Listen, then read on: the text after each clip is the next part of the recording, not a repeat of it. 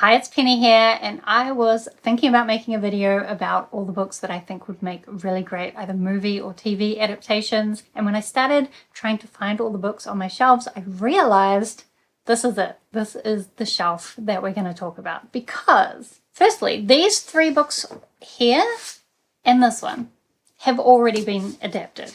So we have The Martian by Andy Weir, which of course is a great movie about Mark Watney being stuck on Mars.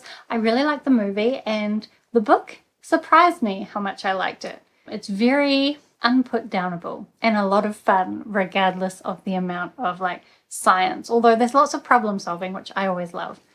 Which you get in the movie as well. I think this was a very good adaptation. Then as well we have Arrival. So this is the movie tie-in edition. I actually wish I didn't have this edition, even though, again, I think the movie, they did a pretty good job. This is actually a short story anthology originally called Stories of Your Life and Others. And I think the story that they based the movie on is the title story. It's called Story of Your Life. And when I read that short story, I thought, I don't see how they could have adapted that, because when I read it, I knew that they had, and I was like, really?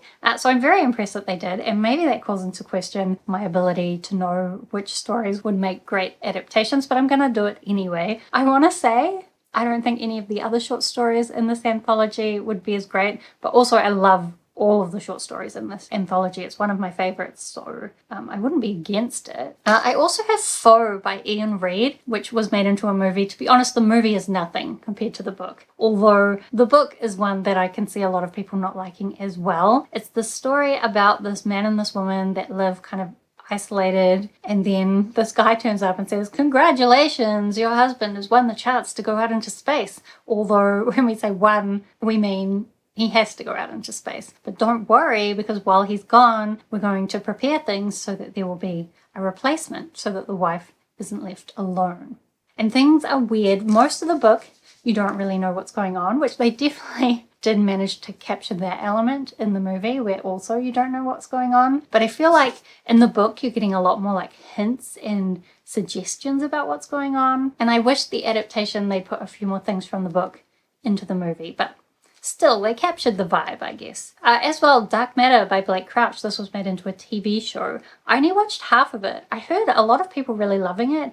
I personally preferred the book. This is one where this guy has given up a lot of his scientific dreams in order to be a family man and live with his family. And then one day he wakes up and his life has changed.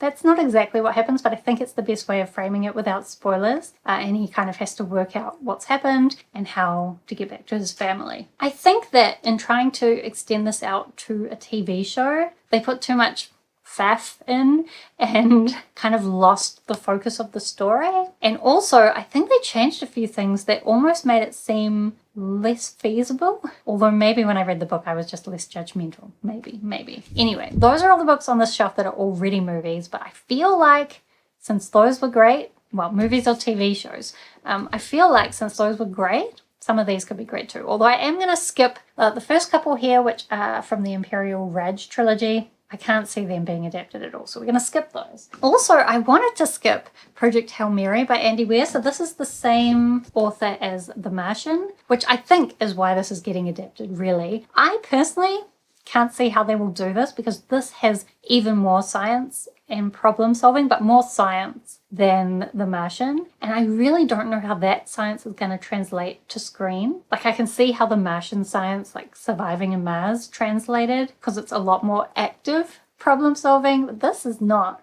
There's also a character in this that I feel like they're going to struggle to pull it off. However, they're doing it, so I guess we'll see.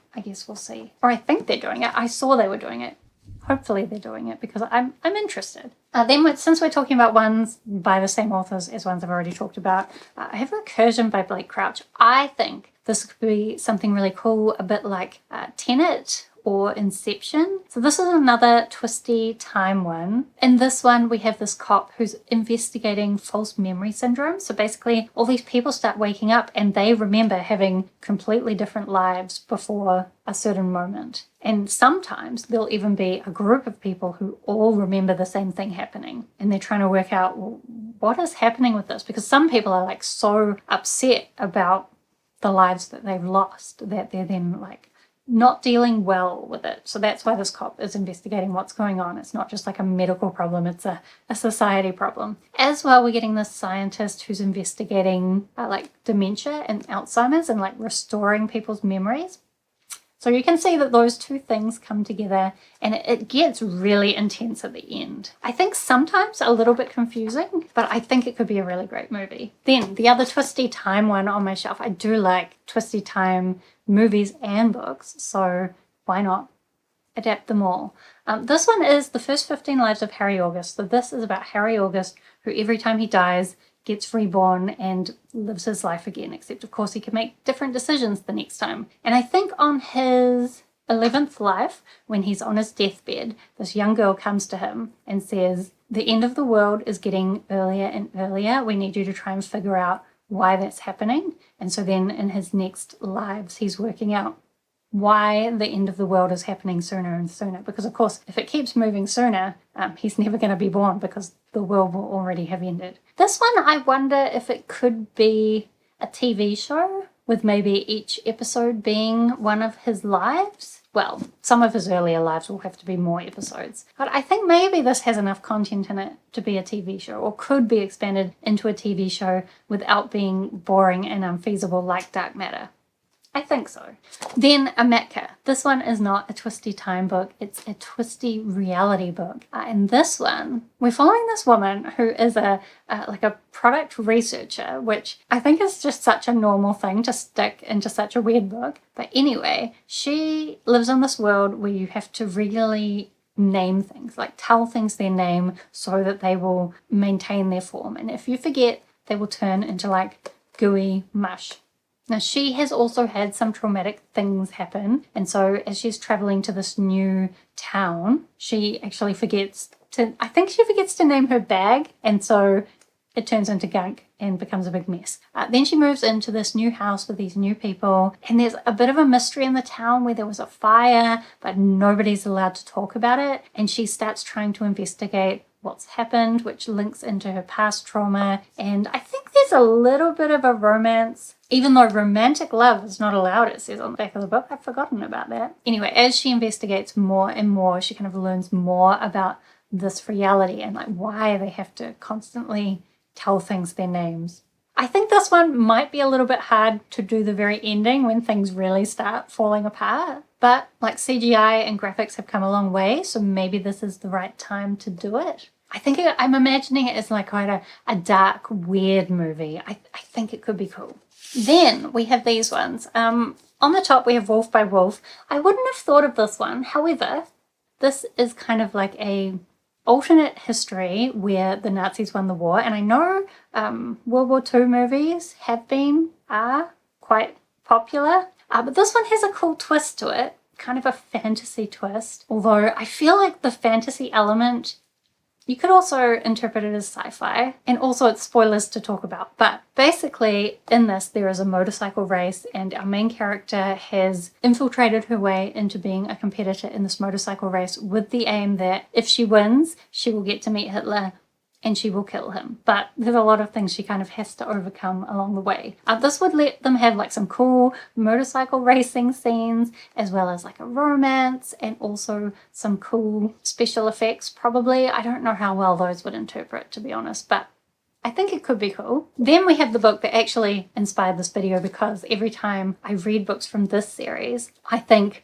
wouldn't this make a cool movie? But like an action fantasy movie, which isn't, like, action movies aren't necessarily something I usually watch or like. However, I didn't really expect to love this book series either, and so I think I could like it. This is like a military creature horror series set in New Zealand. So basically each book we have a group of civilians, people from the Department of Conservation trying to do some kind of like, let's look after the animals kind of thing, as well as people from the military, and usually some criminals up to no good. They all come together in some kind of remote middle of nowhere New Zealand location where there's also some kind of like Maori mythology inspired creature that they have to deal with. And really the main character of this is Tane, I never know if it's meant to be like a Maori name or not, like, but I'm calling him Tane. And he's like this military badass guy. And there's a bit of a romance with him and one of the other characters, but he's like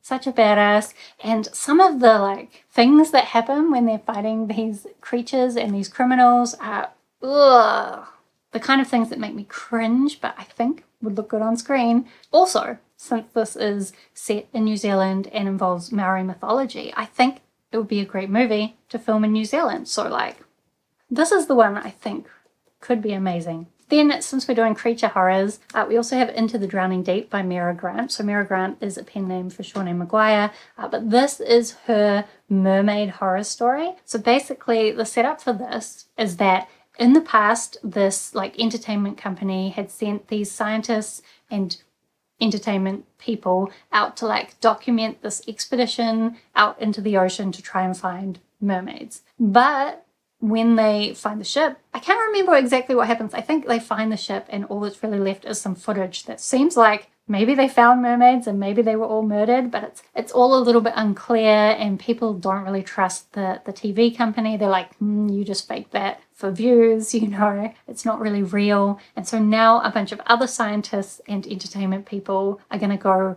on another expedition to try and find out what happened to the first expedition. And some of these people are also like family members and loved ones of the original expedition. And I think I'm always a little bit worried in a movie how they would represent these mermaids, but also a lot of this book is really about like building anxiety and tension about what's going to happen. And there's not really too much actual mermaid stuff. So I think it wouldn't be too big budget, although it would be cool if it was. This next one we'll skip. I think I added this to the bookshelf after I decided that this was the shelf. But these two, first we have The Invisible Life of Addie Larue by V. Schwab. I'm actually not going to say that this should be adapted. I didn't necessarily love this. I can see why a lot of people do. I've just remembered my versions are water damaged, but also I don't like this book enough to care. Like, I like this. It's good. It's emotional, but I found it a little bit boring, and I think if it was adapted, it would be boring. So, actually I'm going to recommend another book as like a stand-in for that, because it's similar. I'm going to recommend The Sudden Appearance of Hope by Claire North, which I already recommended The First 15 Lives of Harry August by Claire North. And a lot of her books are a little bit interconnected, so maybe someone needs to adapt all of them. But The Sudden Appearance of Hope, I think it could be really cool. So this, we have a girl who, like Addie LaRue in the V. Schwab book, can't be remembered. But for her, what happened is basically as she was a teenager, people just started forgetting her, including her parents, to the point where eventually she goes home and her mother is like, "Get out of the house, who are you? Get out of here." And so she just has to make her way in the world with no one ever remembering her. Like basically as soon as people look away from her or stop thinking about her, they just don't remember her anymore. So she's traveling around and she stays in this really fancy resort type place where she meets these women who are using this app called Perfection. And Perfection basically is something you set up on your phone, you give it access to all your data, and then it will just constantly give you notifications telling you about what decisions you should make to make your life more perfect. And as you make the right decisions or not, you get points or lose points. And obviously, that's terrible and leads to a lot of terrible behavior in one of these women that she's met and kind of made friends with. But of course,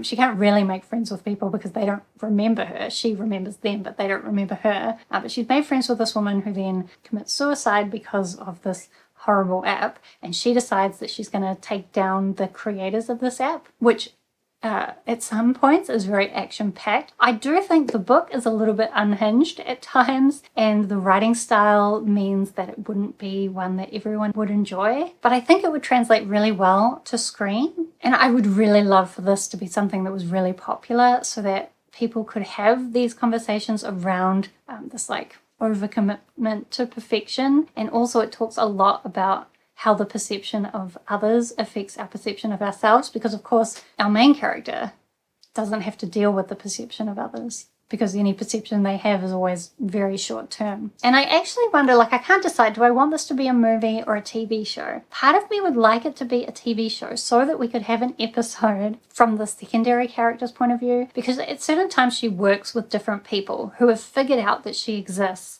but they have to like constantly write themselves notes about everything she's done so that they can read those notes from themselves and then remember that she exists. But they won't really remember it. They'll only remember what they've written down. And so they're working with her, even though the only evidence they have that she exists is that they've written down that she exists. And so they're constantly like grappling with like, does she even exist, or have I made this all up in my head? They can see, like, if they have a video of her, they can rewatch the video of her. So from that perspective, they know she's real, but that's all they have, right? And I think it would be cool to do an episode like purely from their perspective and them constantly being like, wait, what's happening? Anyway, I think it could be really cool. Then the last book I have on this shelf is The 7 Deaths of Evelyn Hardcastle. This is one as well where I think it could be a TV show, because in this book we've got this guy and he wakes up in this house, doesn't know what's happening, and at the end of the day this girl is murdered, and then the next day